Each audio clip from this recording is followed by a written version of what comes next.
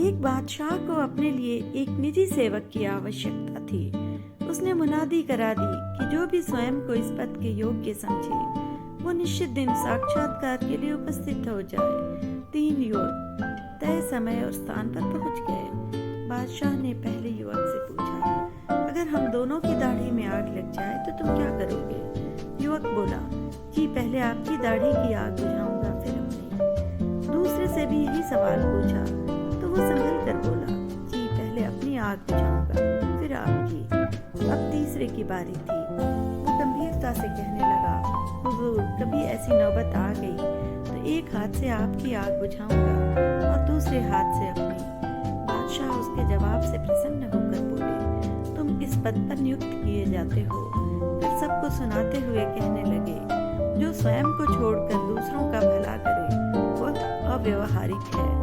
जो स्वार्थ को ही सर्वोपरि समझे वो अधम है, और जो अपनी और दूसरों की भलाई समान रूप से करे वही वास्तव में सज्जन है। तीसरे युवक में ये सब गुण हैं, अतः उसे सेवा में लिया जाता है।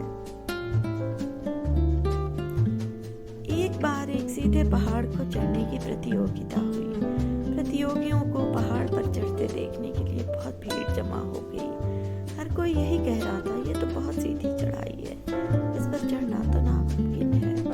कुछ प्रतियोगी ये सुनकर ऊपर चढ़े ही नहीं तो कुछ थोड़ा ऊपर जाकर गिर गए और फिर प्रयास नहीं किया। उन्हें देख लोग और जोर से कहने लगे कि ये प्रतियोगिता कोई नहीं जीत सकता, क्योंकि इस पहाड़ पर चढ़ना असंभव है। इससे बचे हुए प्रतियोगी भी हताश हो गए, लेकिन उन्हीं के बीच एक प्रतियोगी बार-बार गिरने पर भी कोशिश करता रहा और अंततः वो उस सीधे पहाड़ पर चढ़ गया। उसे विजेता घोषित किया गया।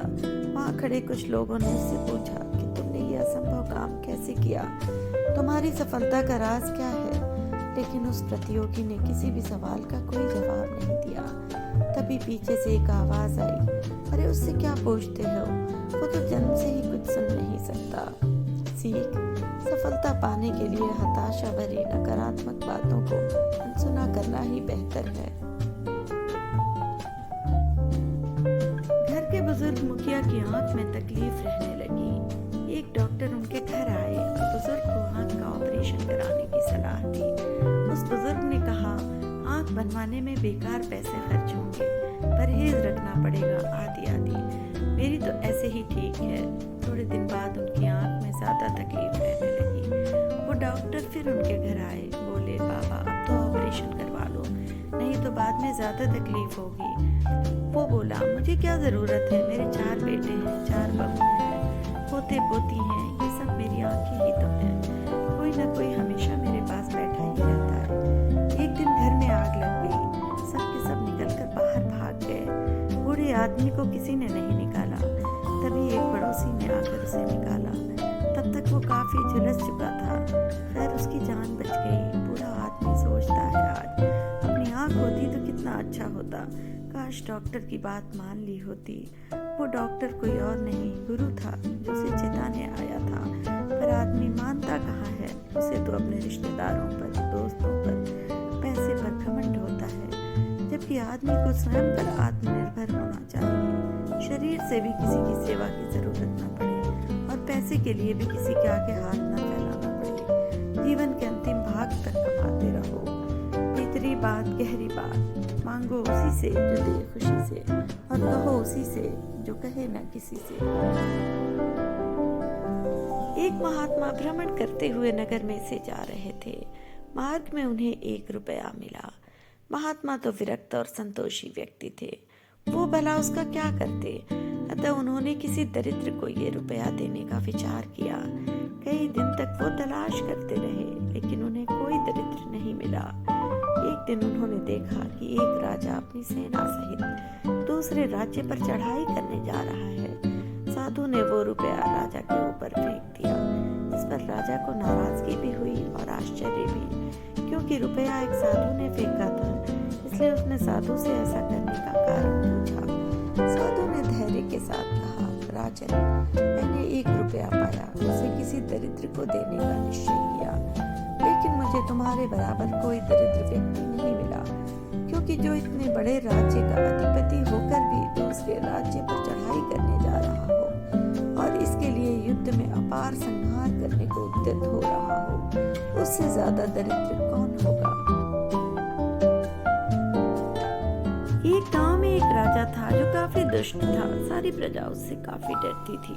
राजा का एक हाथ, एक पैर और एक आंख नहीं थी, जिसकी वजह से वो काफी डरावना लगता था। राजा ने सोचा, अब मुझे अपने बेटे को राजा बना देना चाहिए। राजा ने सोचा, अपने बेटे को राजा बनाने से पहले मैं अपनी एक बड़ी सी तस्वीर बनवा लेता हूँ और इसे महल में लगवा दूंगा, ताकि मेरे मरने के बाद भी लोग मुझे ना भूलें। राजा ने अपने राज्य के सबसे बेहतर चित्रकारों को बुलवाया और कहा, जो मेरी सबसे बेहतर तस्वीर बनाएगा उसे मैं इतनी दौलत दूंगा कि उसकी 10 पुश्तें भी उस दौलत को नहीं खर्च कर पाएंगी।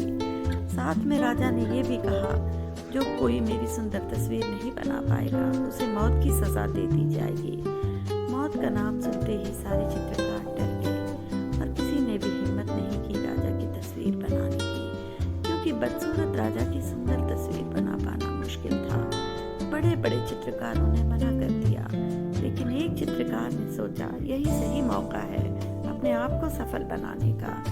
उस चित्रकार ने तस्वीर बनाई, जिसे देखकर राजा बेहद खुश हुए और बाकी सभी चित्रकार देखते रह गए। चित्रकार ने राजा की तस्वीर दिमाग लगाकर कुछ इस तरह बनाई। राजा घोड़े पर शिकार कर रहे हैं, जिसकी वजह से उनकी एक आंख बंद है और उनका टूटा हुआ हाथ और पैर भी घोड़े के दूसरी ओर होने की वजह से छुपे हुए हैं। दोस्तों, ये छोटी सी कहानी हमें ये सिखाती है, लोग खराब सिचुएशन में दिमाग लगाने की जगह पीछे हट जाते हैं और उन्हें कभी कुछ बेहतर नहीं मिल पाता। अगर आपके जीवन में ऐसी कोई भी खराब परिस्थिति है तो समझ जाइए, इसमें एक बहुत बड़ा मौका भी छुपा हुआ है। यकीन मानिए, खराब परिस्थिति में जो व्यक्ति दिमाग लगा लेता है उसे जीवन की सबसे बड़ी सफलता मिलती है, क्योंकि अगर आपको अपनी खराब परिस्थिति को संभालना आ गया तो आप बहुत जल्दी और बहुत तेजी से सफल होने वाले हो। कभी हार मत मानिए। अमेरिका के 500 से अधिक अमीर लोग ये दावा करते हैं कि उन्हें सफलता उस वक्त मिली जिस वक्त वे लगभग हार ही चुके थे, लेकिन उन्होंने हिम्मत करके एक कदम आगे बढ़ाया और उन्हें अपने जीवन की सबसे बड़ी सफलता मिली। अगर आपके जीवन में मुश्किल है, परेशानी है, तो हार मत मानिए, आप सफलता के बेहद करीब हैं। एक जंगल में एक पेड़ पर गौरैया का घोंसला था। एक दिन कड़ाके की ठंड पड़ रही थी। ठंड से कांपते हुए 3-4 बंदरों ने उसी पेड़ के नीचे आश्रय लिया। एक बंदर बोला, कहीं से आग तापने को मिले तो ठंड दूर हो सकती है। दूसरे बंदर ने सुझाया, देखो यहाँ कितनी सूखी पत्तियां गिरी हैं, इन्हें इकट्ठा कर हम ढेर लगाते हैं और फिर उसे सुलगाने का उपाय सोचते हैं। बंदरों ने सूखी पत्तियों का ढेर बनाया और फिर गोल दायरे में बैठकर सोचने लगे कि ढेर को कैसे सुलगाया जाए। तभी एक बंदर की नजर दूर हवा में उड़ते एक जुगनू पर पड़ी और वो उछल पड़ा। उधर ही दौड़ता हुआ चिल्लाने लगा, देखो हवा में चिंगारी उड़ रही है, इसे पकड़कर ढेर के नीचे रखकर फूंक मारने से आग सुलग जाएगी। हाँ हाँ कहते हुए बाकी बंदर भी उधर दौड़ने लगे। पेड़ पर अपने घोंसले में बैठी गौरैया ये सब देख रही थी। उससे चुप नहीं रहा गया। वो बोली, बंदर भाइयों, ये चिंगारी नहीं जुगनू है। एक बंदर क्रोध से गौरैया को देखकर गुर्राया, मूर्ख चिड़िया, चुपचाप घोंसले में दुबकी रह, हमें सिखाने चली है। इसी बीच एक बंदर उछलकर जुगनू को अपनी हथेलियों के बीच कटोरा बनाकर कैद करने में सफल हो गया। जुगनू को ढेर के नीचे रख दिया गया और सभी बंदर लगे चारों ओर से ढेर में फूंक मारने। गौरैया ने सलाह दी, भाइयों आप लोग गलती कर रहे हैं, जुगनू से आग नहीं सुलगेगी। 2 पत्थरों को टकराकर उससे चिंगारी पैदा करके आग सुलगाइए। बंदरों ने गौरैया को घूरा, आग नहीं सुलगी तो गौरैया फिर बोल उठी, भाइयों आप मेरी सलाह मानिए, कम से कम 2 सूखी लकड़ियों को आपस में रगड़ कर देखिए। सारे बंदर आग न सुलगा पाने के कारण खींचे हुए थे। एक बंदर क्रोध से भरकर आगे बढ़ा और उसने गौरैया को पकड़कर जोर से पेड़ के तने पर मारा। गौरैया फड़फड़ाती हुई नीचे गिरी और मर गई। 2 मुर्गे आपस में बात करते करते अपनी अपनी मजबूती का दावा करने लगे। उसमें से एक ने बोला, चलो मैदान में कूदो, वहां पता चल जाएगा कि कौन कितना मजबूत है। इस बात को सुनते ही दूसरा मुर्गा गुस्से में जमीन पर कूद पड़ा और पहले मुर्गे को ललकार कर नीचे बुलाने लगा। दोनों मुर्गे मैदान में आमने सामने थे और दूसरे मुर्गे ने पहले मुर्गे को धराशायी कर दिया और खुशी के मारे उड़कर घायल मुर्गे पे ताना मारने लगा। इसी बीच ऊपर से एक बाज मुर्गे को उड़ता देखकर तुरंत नीचे आया और झपट कर उसको अपनी चोंच से पकड़कर आसमान में लेता गया। कहानी से सीख ये मिलती है कि अभिमान ले डूबता है। एक दूध बेचने वाला जिसका नाम रामलाल था, वो कुछ सालों में बहुत अमीर हो गया क्योंकि वो गलत तरीके से दूध का व्यापार करता था। वो दूध बेचने के लिए एक नदी पार करके अपने ग्राहकों को दूध देता था।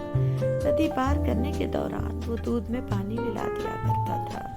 ये करके वो खूब आभूषण और पैसा जमा कर चुका था। उसका बेटा बड़ा हो चुका था और उसकी शादी तय हो गई। वो ढेर सारे आभूषण लेकर नाव पे वापस आ रहा था। अचानक से उसकी नाव पलट गई और सारा का सारा धन और आभूषण डूब गया। रामलाल रोने लगा। तभी अचानक से नदी से आवाज आई, रोना बंद करो, जो डूबा है वो तुम्हारा था ही नहीं। तुमने गलत तरीके से इसको अर्जित किया था और इसलिए वो तुमसे छीन लिया गया। कहानी से सीख ये मिलती है कि सत्यता ही सर्वोच्च नीति है। आप एक पत्थर लीजिए और उसे कुत्ते को मारिए। आप देखेंगे कि कुत्ता डरकर भाग जाएगा। अब फिर वही पत्थर लीजिए और उसे मधुमक्खी के छत्ते पर दे मारिए। फिर देखिएगा कि आपका क्या हाल करती हैं मधुमक्खियाँ। पत्थर वही है और आप भी वही हैं, बस फर्क इतना सा है कि कुत्ता अकेला था और मधुमक्खियाँ समूह में। एकता में ही शक्ति है। अगर हम एकजुट नहीं हुए तो ना तो हमारा देश बदलेगा और न ही हमारा अपना समाज और न हम। कई साल पहले एक बाबा गांव में आए और कई लोग अपने दुखों का समाधान पूछने उनके पास गए। बाबा ने आराम से सबकी परेशानियों का हल बताया और सभी को कहा कि संयम रखो और मेहनत करो। एक महीना तो ऐसा आराम से चलता रहा। फिर लोग हर बार उसी समस्या के बारे में शिकायत करने आने लगे। बाबा ने सोचा कि कुछ करना पड़ेगा। उन्होंने सबको एक पेड़ के नीचे बुलाया और एक दिन उन्होंने उन्हें एक चुटकुला सुनाया और सभी लोग हंसी में झूम उठे। कुछ समय बाद उन्होंने उन्हें वही चुटकुला सुनाया और उनमें से कुछ ही मुस्कुराए। जब उन्होंने तीसरी बार वही चुटकुला सुनाया तो कोई भी नहीं हंसा। पापा मुस्कुराए और बोले, जैसे तुम बार बार एक ही मजाक पे हंस नहीं सकते, वैसे ही एक ही समस्या पे बार बार रो क्यों रहे हो। इस कहानी से हमें ये सीख मिलती है कि चिंता करने से आपकी समस्याओं का समाधान नहीं होगा। ऑनरेबल व्यूअर्स, अगर आप मेरे चैनल को ग्रोथ देना चाहते हैं तो आप इस नीचे दिए गए सुपर थैंक्स बटन को क्लिक करके मेरे चैनल की मदद कर सकते हैं। शुक्रिया।